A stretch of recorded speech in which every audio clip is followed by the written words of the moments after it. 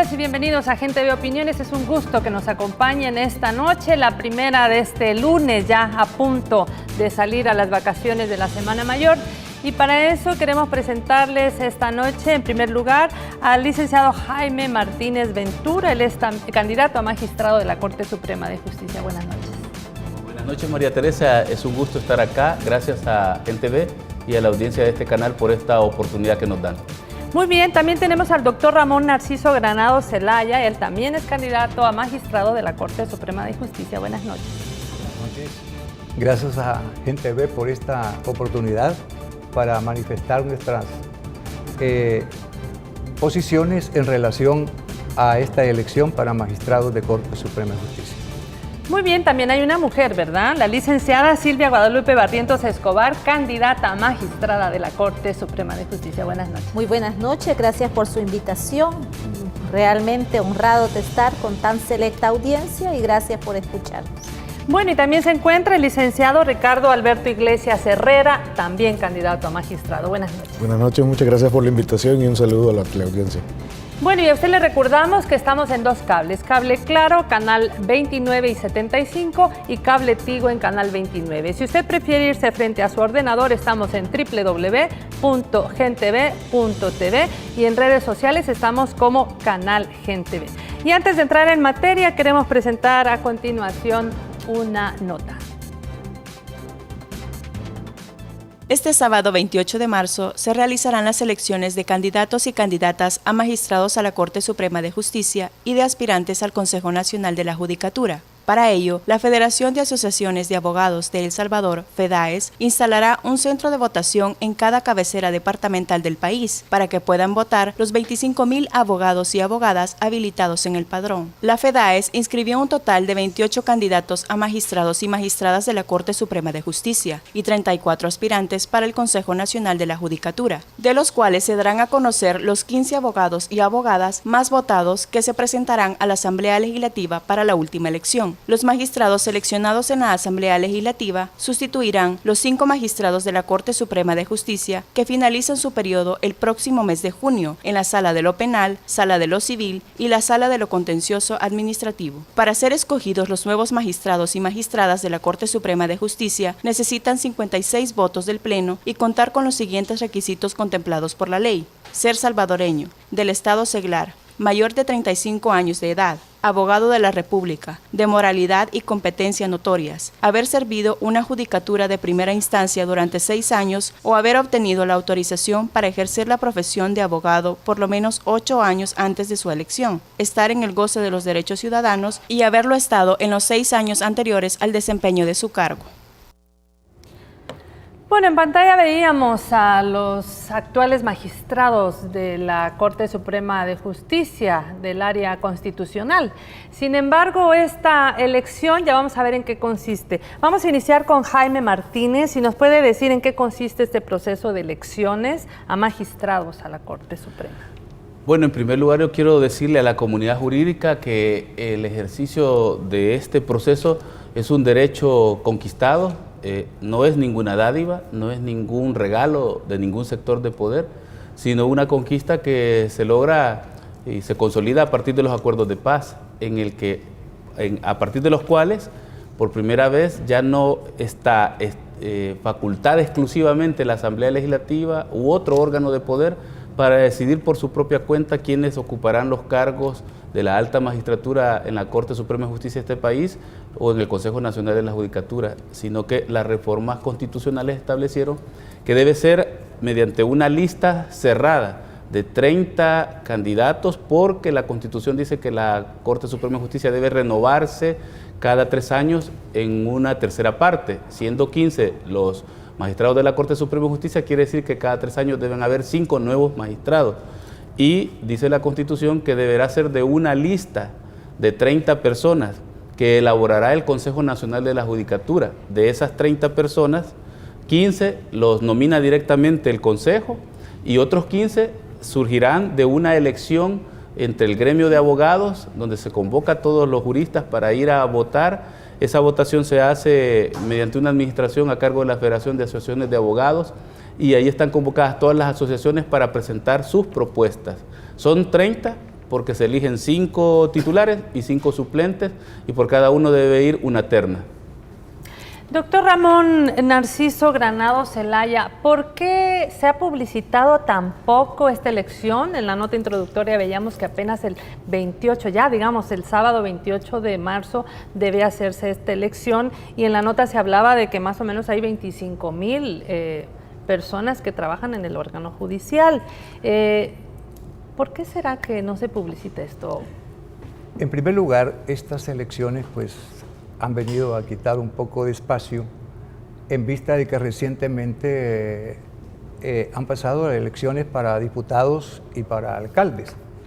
En segundo lugar, pues casi siempre estas elecciones para elegir a magistrados de corte como también a concejales del Consejo Nacional de la Judicatura no se le da la debida publicidad. En primer lugar, en vista de que la situación económica pues también es determinante, ¿verdad? Y hay asociaciones que no cuentan con los recursos necesarios como para cubrir los costos o gastos debidos, y así de esta manera pues dar a conocer sus propuestas o ante todo pues sus objetivos a través de sus candidatos para magistrados de corte o para consejos del Consejo Nacional de la Judicatura. Licenciada Silvia Guadalupe, además de usted, ¿hay también para el Consejo Nacional de la Judicatura mujeres como participantes en estas elecciones?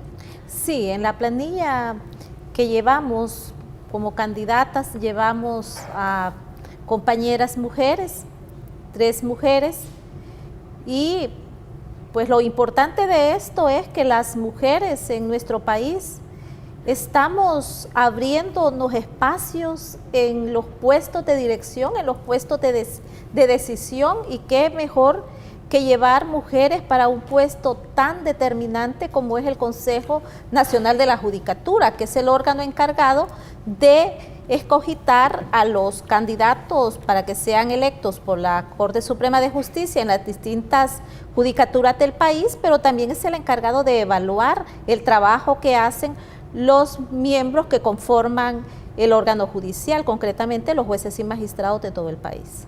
De hecho, el Consejo Nacional de la Judicatura, aclárenos, el licenciado Ricardo Alberto Iglesias, es una instancia que nace con los acuerdos de paz, ¿verdad? Entonces, digamos que ya son 23 años del nacimiento del Consejo Nacional de la Judicatura. ¿Y cuál es el papel relevante que tiene? A ver, es que creo que hay que verlo en conjunto con funcionamiento de la Corte Suprema de Justicia y el Consejo Nacional de la Judicatura. Ambas entidades, digamos, son las garantes de que haya una debida administración de justicia. El Consejo Nacional de la Judicatura en los procesos de selección de jueces y magistrados, capacitaciones, evaluaciones incluso de jueces, y propuestas de ternas, por ejemplo, la Corte Suprema de Justicia para elegir magistrados y jueces, proponer también procesos de capacitación. Entonces, son quizás las dos entidades más importantes para la administración de justicia en el país en términos de administración, ¿no? de conformación, administración. Por supuesto, hay otros actores. ¿Ambas son las que se eligen ese 28? Sí, exactamente. Van a votaciones, aunque los concejales van a ser elegidos hasta septiembre. Okay. Se va a aprovechar un poco para hacer las 2 elecciones. Siempre cuando, porque lo que falta es plata para hacer elecciones también. Es decir, incluso la Corte Suprema de Justicia ha tenido que acordar un refuerzo para la Federación de Asociaciones de Abogados para que pueda hacer estas elecciones. Háblenos un poquito, licenciado Jaime Martínez, de estos requisitos. Parece ser que en la nota se decía que son 35 años y son más, ¿no? A ver, aclárenos los requisitos. Bueno, María Teresa, yo creo que los requisitos formales están en la Constitución, la nacionalidad, la edad, el tener el título de licenciado en Ciencias Jurídicas, abogado, por lo menos con 10 años de haber sido recibido. En el caso de los jueces también se les pide 10 años de estar en una judicatura. Pero los más importantes y los más difíciles de determinar, eso ha sido siempre un debate, son los de contenido, que son la moralidad y la competencia notoria. A mi parecer, hasta ha sido quizás en la última década donde se ha puesto más énfasis en cómo medir esa moralidad y competencia notorias. Habrá una serie de propuestas, opiniones. Por mi parte, yo he escrito sobre eso, un amplio artículo sobre cómo deberían de medirse esas competencias, esa moralidad, porque si la Constitución dice notorias, está hablando de que sea algo incuestionable, que algo que todo el mundo lo sepa, que esté a la luz del día. Que no solo hay que ser, sino parecer. Sí, ¿no? exactamente. Ajá. Y por moralidad vamos a entender pues una conducta honesta. Yo la honestidad la considero no solo en términos de ser una persona honrada en sus procederes, es decir, por supuesto que sea alguien no reputado como una persona corrupta, para decirlo en términos negativos, pero la honestidad para mí va más allá de eso. La honestidad tiene que ser una coherencia entre lo que uno dice y lo que uno hace, lo que uno piensa y lo que uno ejecuta. Y para eso esta competencia o esta moralidad notoria también va de la mano de la otra, que es la competencia notoria también, que quiere decir que reúna las calificaciones, las cualidades suficientes, entre ellas las de carácter académico necesarias para ser juzgado, si es una buena opción para llegar a ocupar la más alta magistratura. ¿Cómo saberlo? En el caso de los jueces, que pueden ser candidatos, jueces y juezas, sus sentencias, sus resoluciones. En el caso de los juristas que no son jueces, bueno, sus escritos, sus libelos, cuando se trata de digamos, abogados en ejercicio o litigantes, pero no solo los libelos, porque los libelos los hace cualquiera, digamos, sino la producción académica que uno tenga. Yo creo que eso es muy importante. Yo francamente considero que para llegar a presentarse hay que tener ese bagaje, pero voy más allá. A mí me parece que aquí se queda corto. Por ejemplo, mi profesor Alberto Binder dice, no basta con tener el suficiente conocimiento académico, no basta con tener la experiencia, no basta con tener los posibles apoyos, porque eso también es un requisito material, sino que hay que tener también una probada trayectoria de compromiso con la transformación de la justicia, porque la justicia necesita continuamente de reforma, necesita que hagamos que el órgano judicial camine hacia mayores cuotas de democratización, de acceso a la justicia, de equidad y de algo muy importante, de contribución a la consolidación del Estado social y democrático de derecho, que esa es la propuesta de conjunto de quienes estamos acá en esta mesa. A ver, para que la audiencia de Gente de conozca un poco de las características, la trayectoria y por qué se presentan, quisiéramos empezar con el doctor Ramón Narciso Granados. Cuéntele a la audiencia un poco de su trayectoria, desde cuándo es usted abogado de la República, en dónde ha trabajado, datos. Tengo 34 años de ejercer la abogacía y el notariado, así como también durante mi vida de estudiante formé parte del staff de fiscales de aquella época, cuando no era necesario ser abogado de la República para ser fiscal de planta o ser fiscal específico. Tuve la oportunidad de tener esa vivencia en el Ministerio Público. Luego, pues, me dediqué a la docencia universitaria. Tengo 32 años de ejercer la docencia en la Universidad de El Salvador y en las universidades privadas de la zona oriental, así como también me he dedicado ante todo a la suplencia de juez en el área penal en la zona oriental, y relativamente pues me encuentro en los dos extremos, ante todo, del ejercicio. ¿Es de San Miguel viene usted? Soy de Oriente, de San Miguel, de la zona exactamente. oriental. Represento la zona oriental en este proyecto, ¿verdad?, que estamos ahorita pues ofreciéndoles a la comunidad jurídica de El Salvador.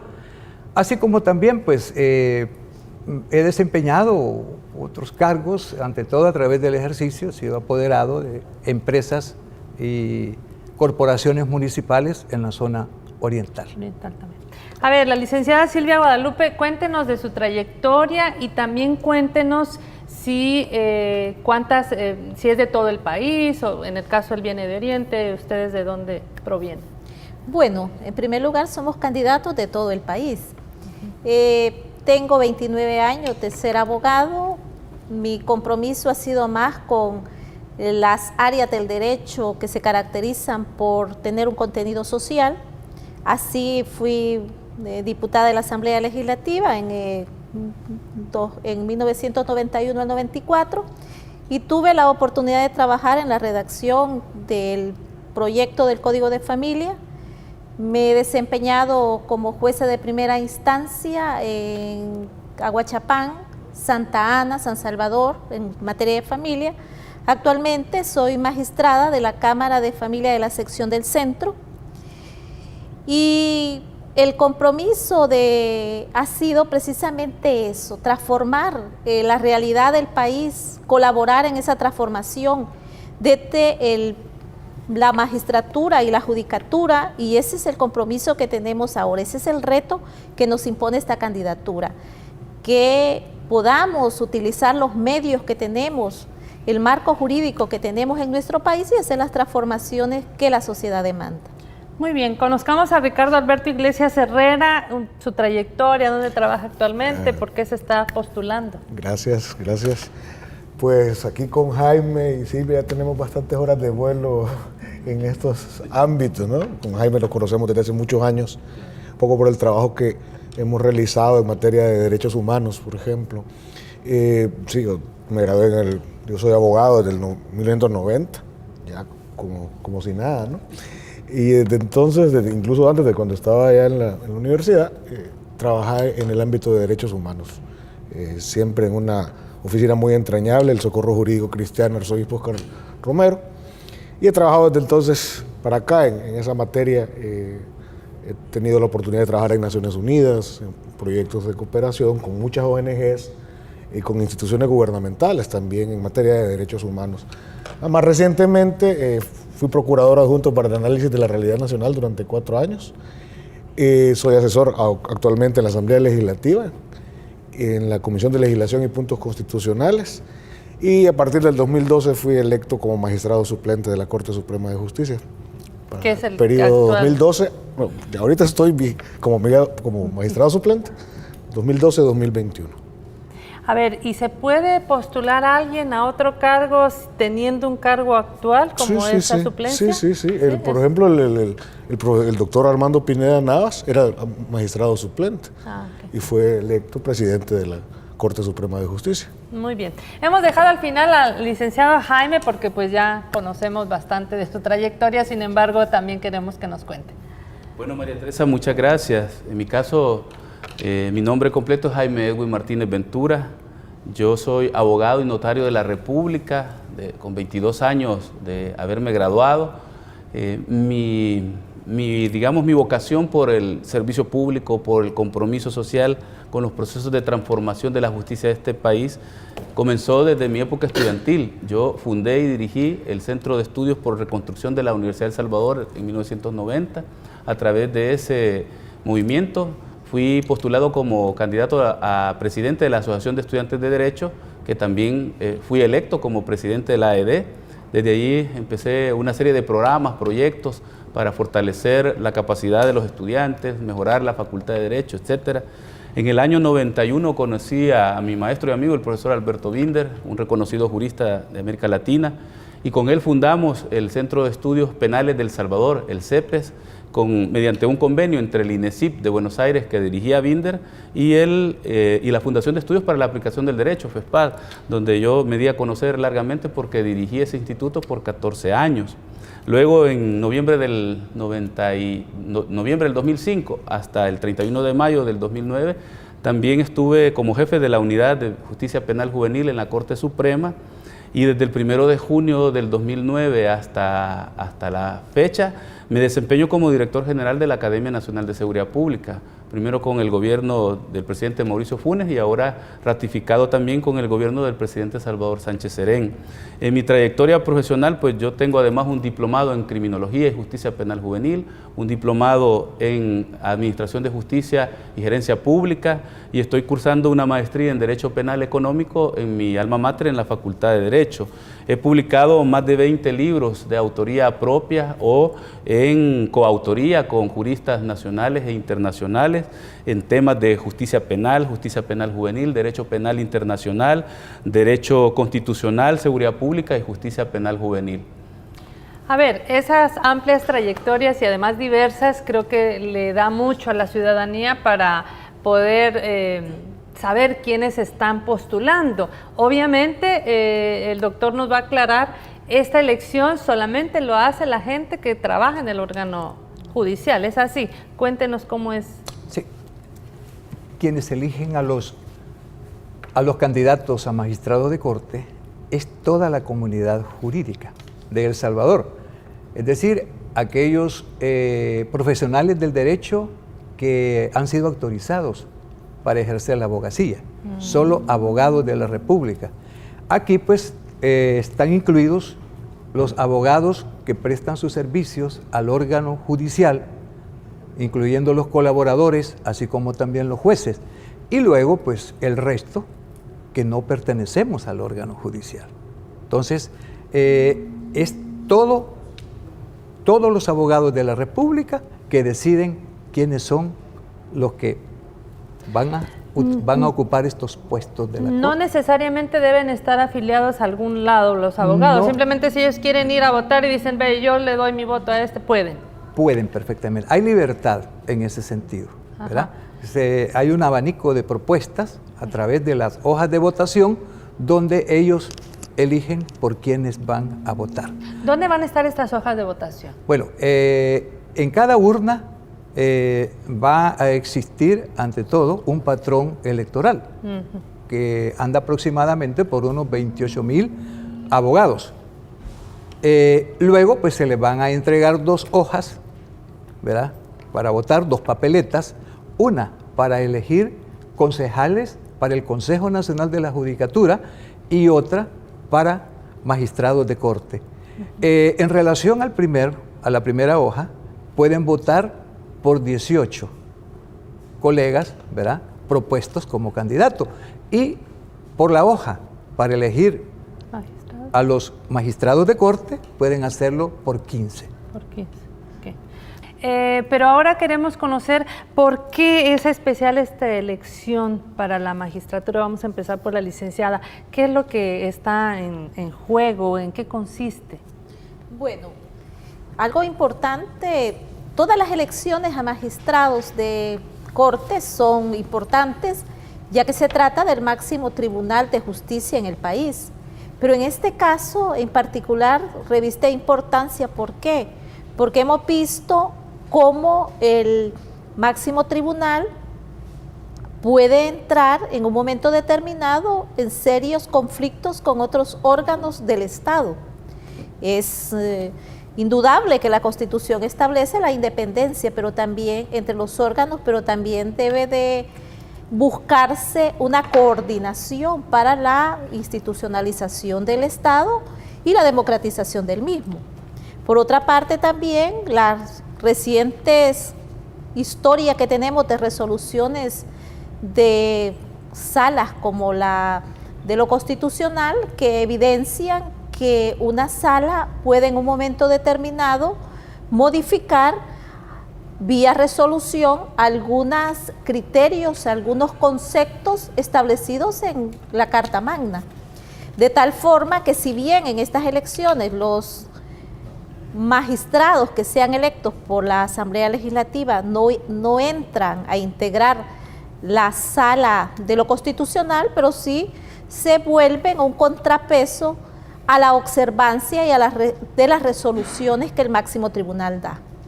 A ver, licenciado, aclárenos. La sala de lo constitucional, sabemos que entró en 2009, termina en 2018, son 9 años. En el caso de esta sala, ¿de cuál estamos hablando y cuándo tendría que ser electa? Son salen 5 magistrados de 3 salas, de 2 de lo contencioso, 2 de lo penal y 1 de lo civil, ¿no? Terminan sus periodos de 9 años, entonces hay que elegir, y terminan el 1 de julio de este año.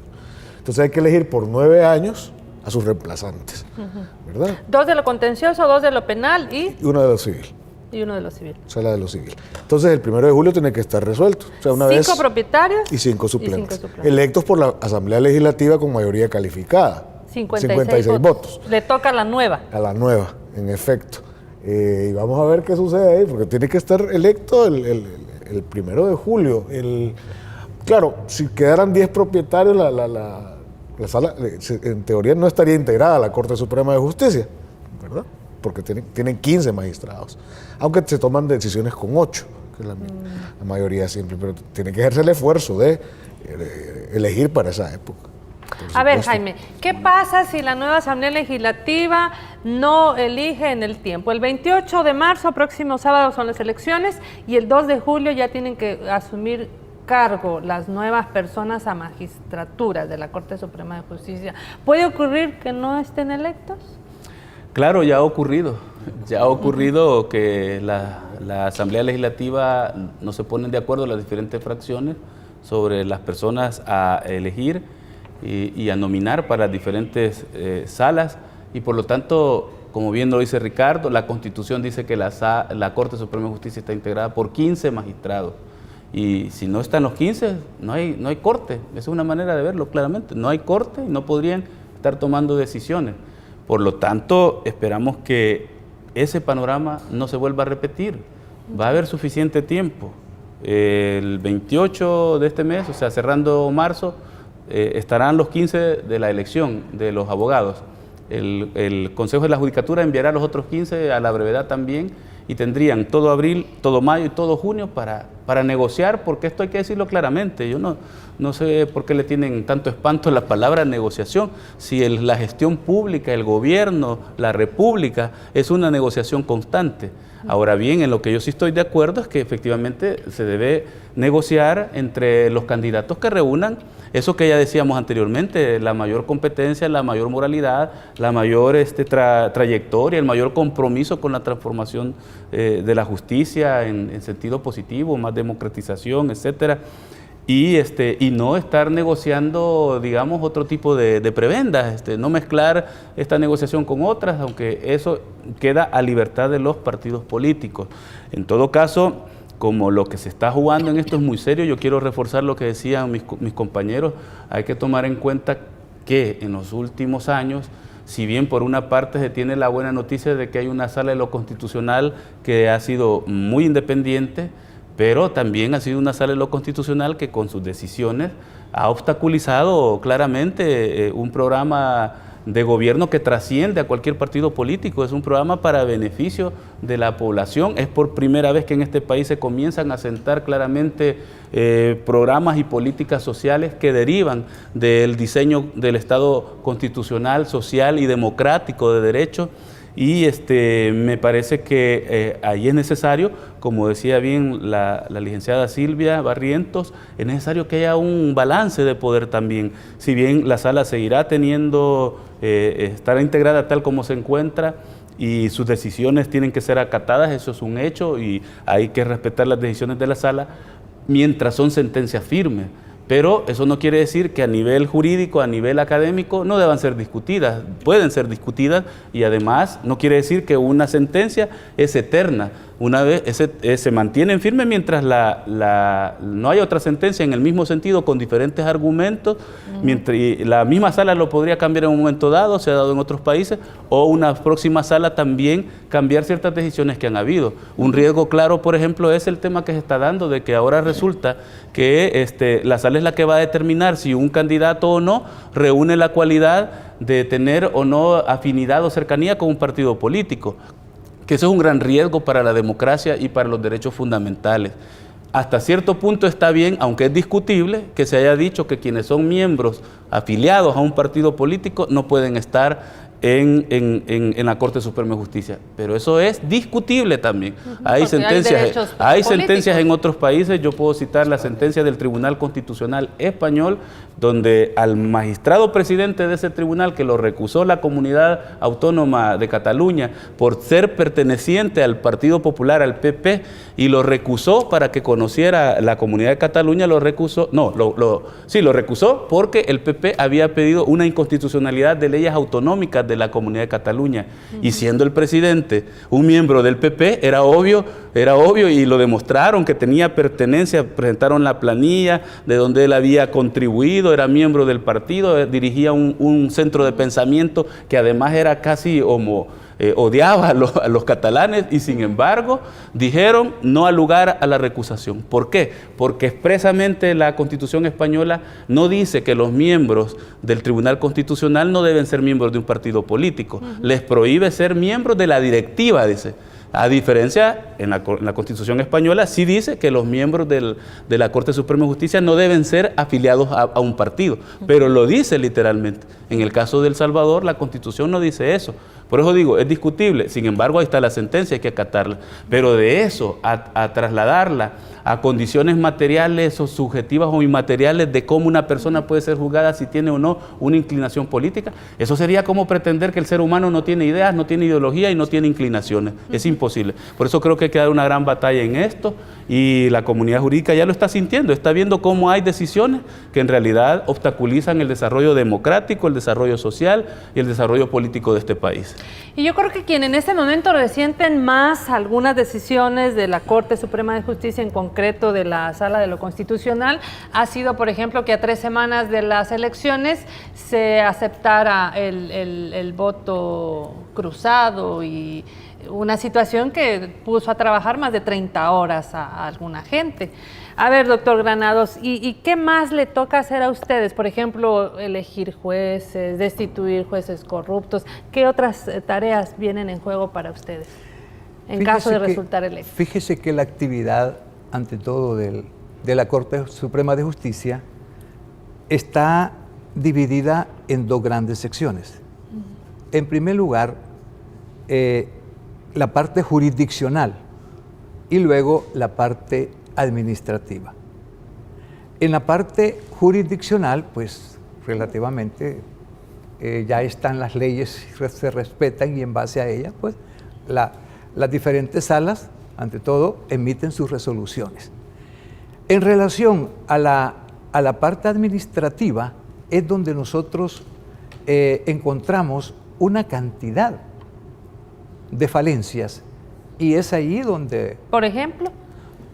Por ejemplo, ante todo, la mora dentro de cada una de las secciones que usted ha manifestado, en relación a la cantidad de expedientes que existen, de poderlos tramitar y resolver, como es la sección de investigación judicial, así como también la sección de investigación profesional.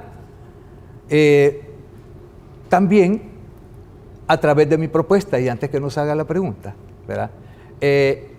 Yo vengo dentro de ella proponiendo que se descentralice, ante todo, se descentralice estos servicios que presta la Corte desde el punto de vista administrativo hacia las zonas del país, hacia la zona occidental y hacia la zona oriental. Ahorita está centralizado. Está centralizado prácticamente, y eso mantiene una mora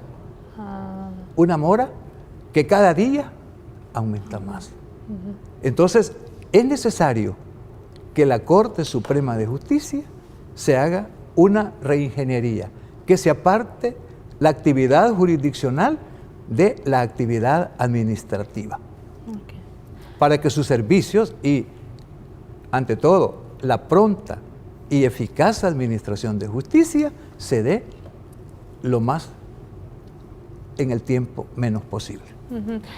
Licenciada Barrientos, este tema entre aprobar nuevas jurisdicciones, les tocaría a ustedes también de administrar cuántos, 10,000 empleados, no sé cuántos tiene la Corte, y por ejemplo, si hay jueces corruptos que tienen puestas demandas, ¿también les toca a ustedes?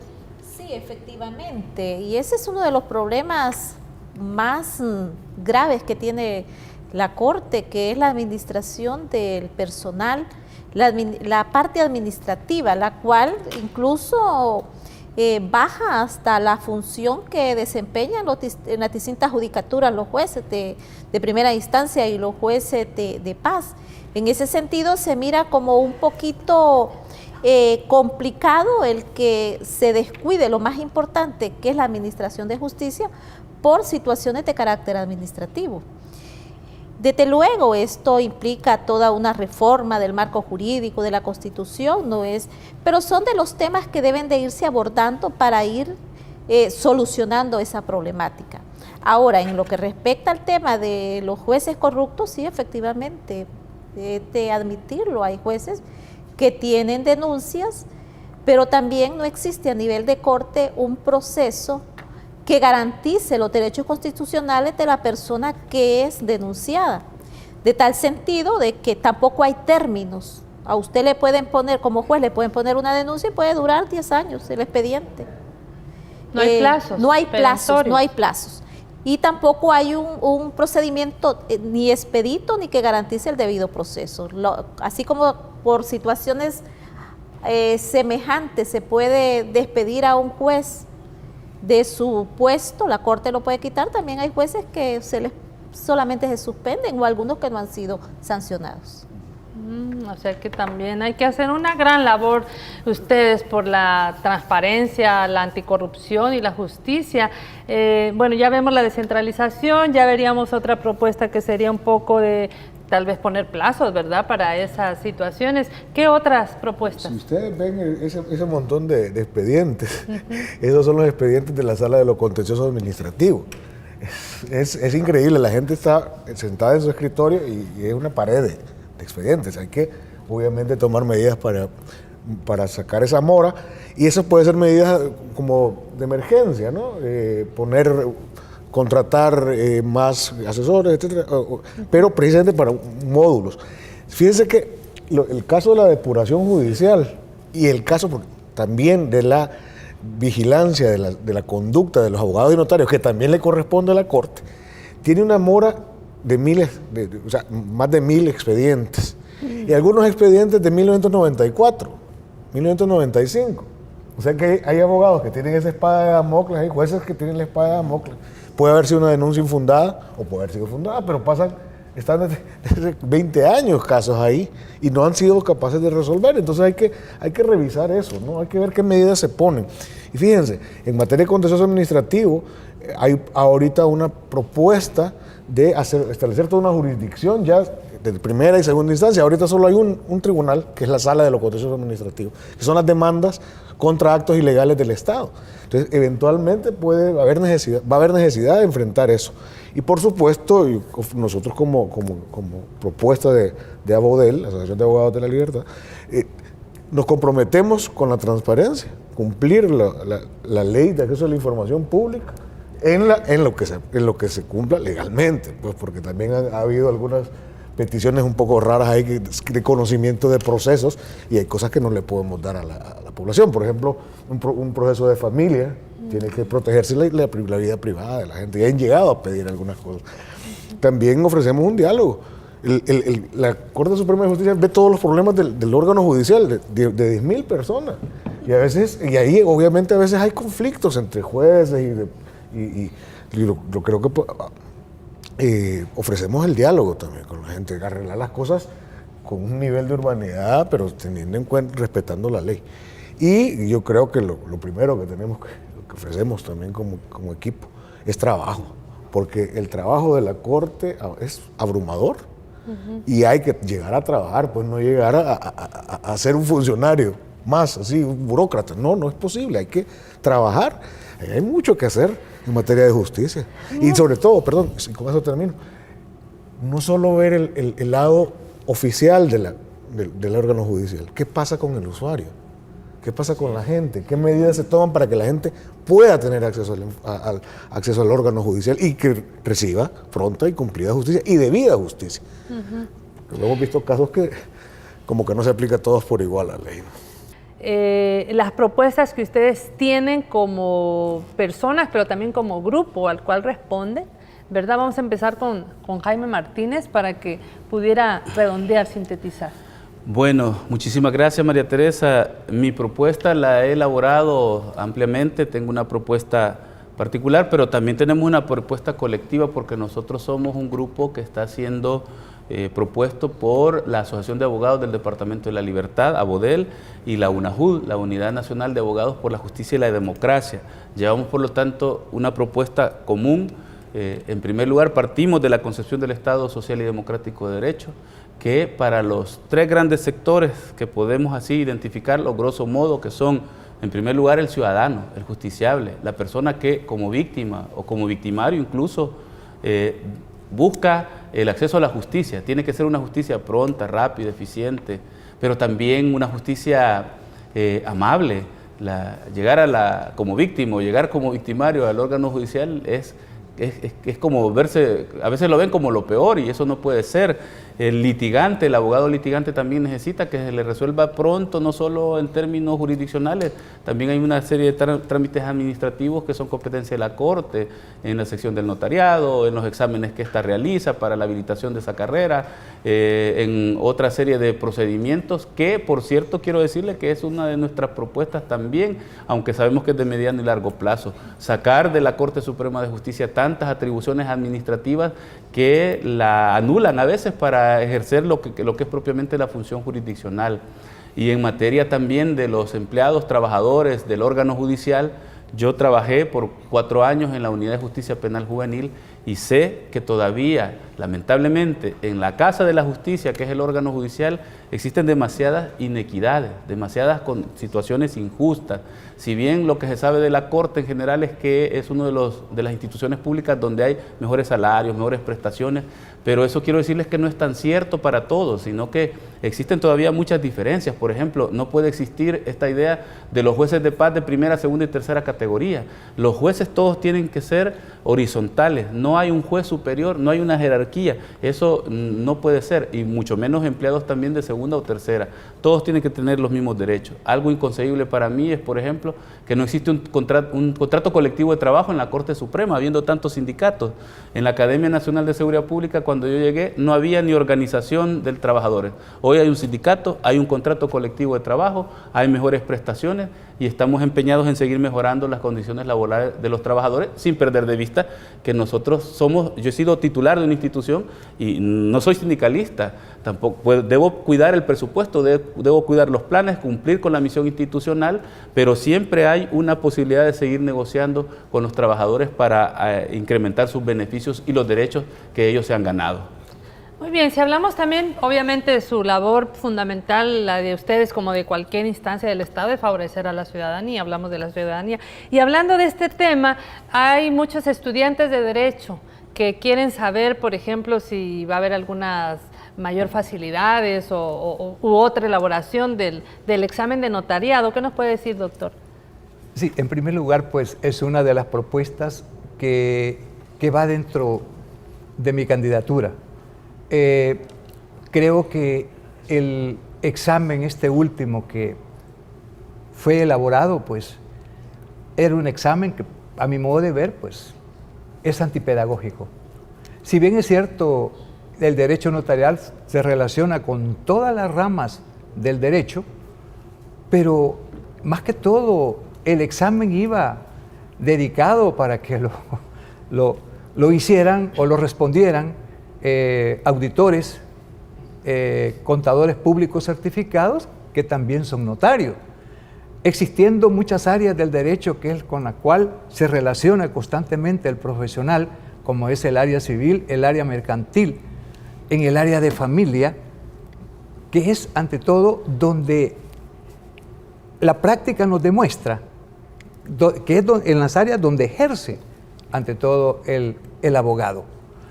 Me da solvencia sobre esta crítica porque tengo 32 años de impartir clases de Derecho Notarial y Derecho Registral en la Universidad de El Salvador.